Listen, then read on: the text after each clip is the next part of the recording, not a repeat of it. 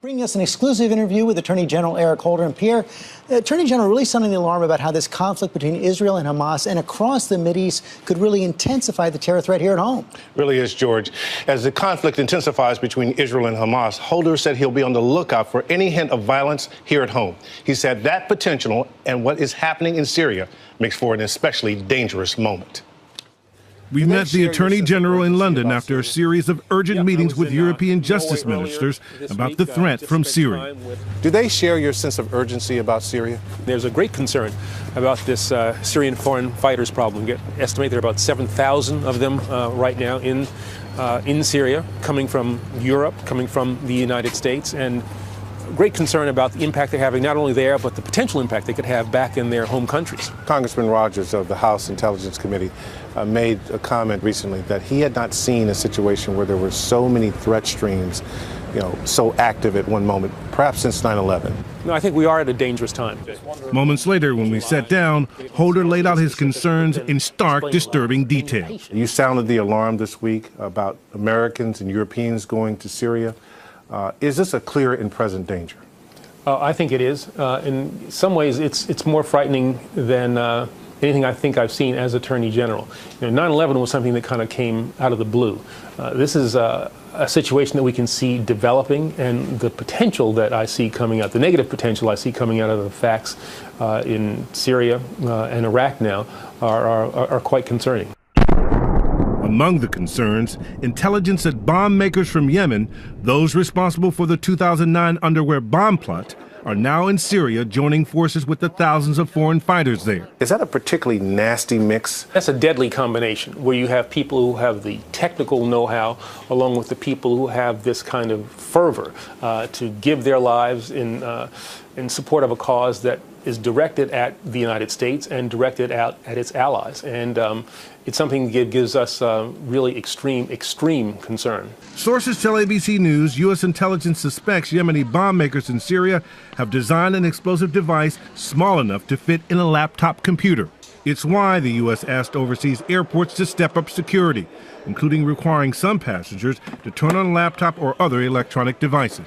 We are always constantly monitoring what's going on out there, what known bomb makers are doing, the new techniques that they are trying to employ. Suffice to say, these security upgrades we're seeing didn't just come out of the blue.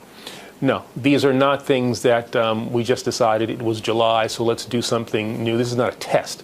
This is we're doing something in reaction to things that we have detected.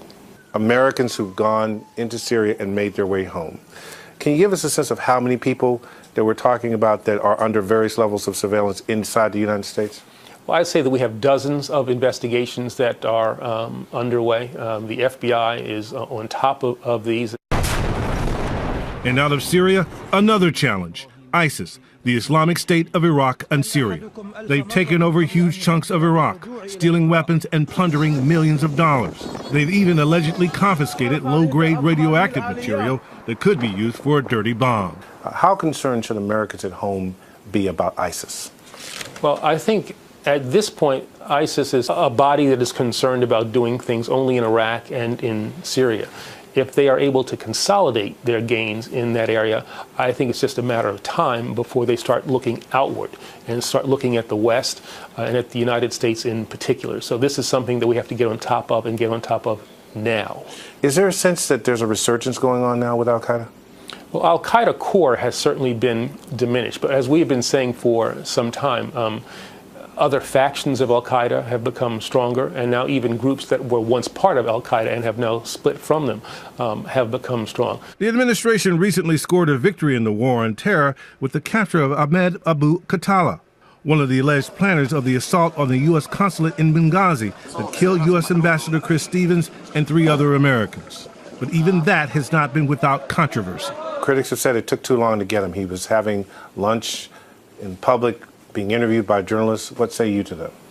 Well, I think, that is really an argument I simply don't understand. It's one thing to talk to a reporter and have your face not even shown on camera while you're doing this. A whole other thing to come to the custody of the FBI, the United States military. I don't think that he would have had a cup of coffee with a couple of FBI agents or members of our military. He's now being held in the U.S. under tight security, facing trial in federal court in Washington. A number of Republicans on the Hill said he should still be in interrogation on a ship somewhere, military ship. Intelligence should be the priority, and that he should be headed to a military court, not civilian court. There is not a tension between the way in which we have done this and getting intelligence that can be useful, and then ultimately convicting this person. I think it's time for us to get beyond this point. Now it has become something that I think is purely political and is totally inconsistent with the facts. The job of national security can be relentless. Not only does Holder have to worry about overseas threats, he also has to worry about homegrown radicals, like the two men who allegedly attacked the Boston Marathon last year. Is that threat any less serious? These lone wolves, these homegrown violent extremists are people who keep me up at night as well, trying to monitor them, trying to anticipate what it is that they are going to do. And, you know, the experience that we had in Boston is instructive. It only takes one or two people to really do something horrific. And Pierre, the Attorney General, you also talked to him about homegrown terrorists who are motivated more by domestic concerns. Yes, we recently had the case where someone had an assault on a courthouse in Georgia. Also, 2 officers killed near Las Vegas. He said that that is coming back as well, that there may be a resurgence. He said there are a lot of sleepless nights these days. Okay, Pierre Thomas, thanks very much.